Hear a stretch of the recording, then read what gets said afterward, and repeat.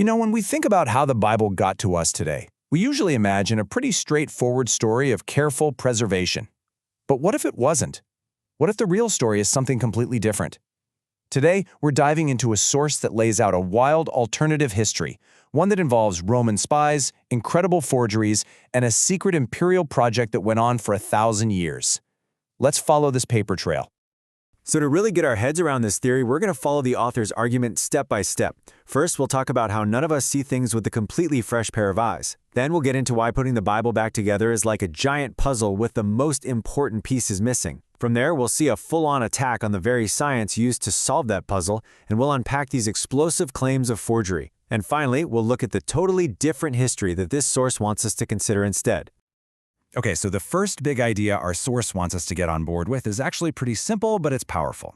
It's that none of us read anything with a blank slate. Our own world, our culture, our point in history, our life experiences, it all acts like a filter, coloring every single word we read and shaping what it means to us. And that leads to this huge question. If you and someone from a totally different time and place read the exact same sentence, are you really reading the same story? According to our source, the answer is a big fat no. Because the meaning isn't just sitting there on the page, it's something we create in the space between the text and our own reality. And this slide is the perfect example of what we're talking about. Look at these paintings of the same biblical scene. The artists weren't trying to mess up history. They just couldn't help but paint the ancient world through the only lens they had, their own medieval world. So a peasant girl from Nazareth ends up looking like a European queen. This idea that we can't help but see the past through the filter of our own present is the key that unlocks this entire argument. So, if our own eyes are biased, our source asks a pretty pointed question. What about the eyes of the scholars who pieced the Bible together?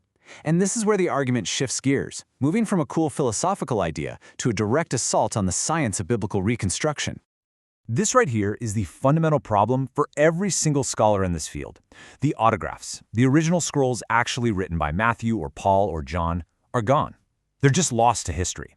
All we have are thousands of copies made from other copies, stretching over centuries. And the real kicker?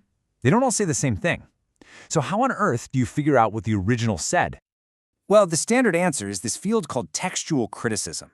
It's this whole academic discipline with a set of rules designed to sort through all the variations to figure out the most likely original reading. But get this, our source basically throws that entire field out the window. It argues this isn't science at all, but just a collection of subjective observations and arbitrary rules. And this is where things get really intense. The source doesn't just disagree, it takes direct aim at the core rules that scholars have been using for generations. The very rules that were used to create the Greek text that sits behind almost every modern Bible on the shelf today. Okay, so rule number 1 is this: prefer the more difficult reading. The idea is that a scribe is way more likely to fix a confusing sentence than they are to make an easy one harder. So the awkward version is probably the original. But our source says that's an absurd presupposition. It argues that this entire rule is built on the idea that the people copying the Bible were basically sloppy, careless amateurs. Instead of sloppy amateurs, the source paints a completely different picture.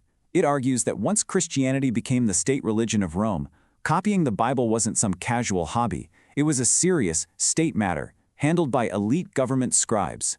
And in that world, making an error wasn't just a simple mistake, it was a crime that could get you killed. This wasn't a quiet library project, it was a high-stakes government operation. All right, rule number 2 is basically quality over quantity. This means that a couple of the oldest, most complete manuscripts we have, specifically the famous Codex Sinaiticus and Vaticanus from the 4th century, are given way more weight than thousands of later copies all put together. But according to our source, this whole principle is worthless because it's built on a complete fraud. And there it is, the absolute bombshell at the heart of this entire argument. The claim is that these two prized ancient manuscripts, the very cornerstones of modern biblical scholarship, are not what they seem. The source flat out claims they are forgeries. And the third big rule is kind of like different is better. It works like this. Let's say Matthew and Luke tell the same story, but they use slightly different words. The thinking is that a scribe copying them would be tempted to make them match up, to harmonize them. So the version where they don't match is probably the original one. Our author just scoffs at this rule. Why? because the whole system depends on those two star manuscripts, Sinaiticus and Vaticanus. And the source just hammers this point home. Not only do they disagree with almost every other copy out there, they can't even agree with each other, allegedly disagreeing dozens of times on every single page. So, you can't just throw around a word like forgery without some kind of proof, right? Let's dig into the case that our source actually makes. It lays out a very specific and pretty conspiratorial story to back all this up. The story our source tells zeroes in on the Codex Sinaiticus, and it sounds like something out of a spy novel. It points to this 19th century guy, a scholar named Constantine Simonides, who actually came forward and publicly announced that he had forged the whole thing when he was a young monk. Then the source alleges a cover-up, claiming that when the British Museum eventually bought the manuscript, a key page that Simonides said had his signature on it, the final proof, was conveniently left behind in Russia. Then, our source points to this number as the hard evidence. It claims that the Codex Sinaiticus is riddled with over 23,000 corrections made by later scribes.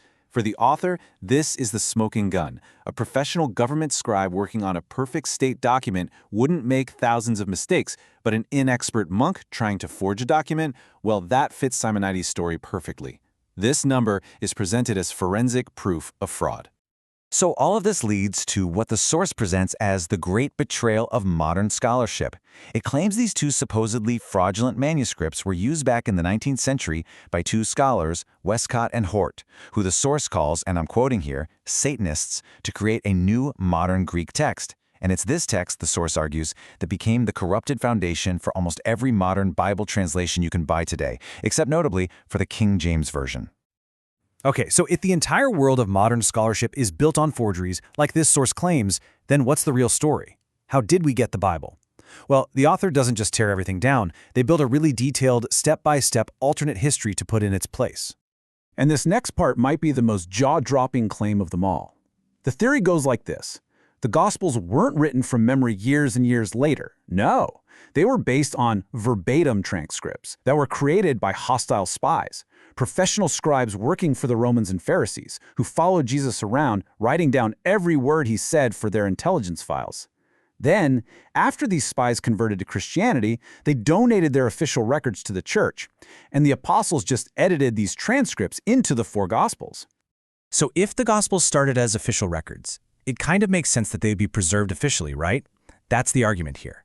That for over 1,000 years, the Eastern Roman Empire, or the Byzantine Empire, treated the Bible like a foundational state document. It was preserved not by random monks, but by the full might of the state, using the best materials and the most skilled government scribes to create a perfect, unbroken chain of copies. And this unbroken chain, according to the source, leads us straight to one specific book. The theory is that when Constantinople fell in the 1450s, all of these perfectly preserved imperial manuscripts came flooding into Western Europe. A scholar named Erasmus gathered them up to create what became known as the Textus Receptus, or the received text. And it was this text, coming from the empire's official copies, that was then used to translate the King James Version of the Bible, which, in the author's view, makes it the one and only reliable English translation. And so we get to the final verdict. On one side, you have this pure text supposedly preserved by an empire for 1,000 years.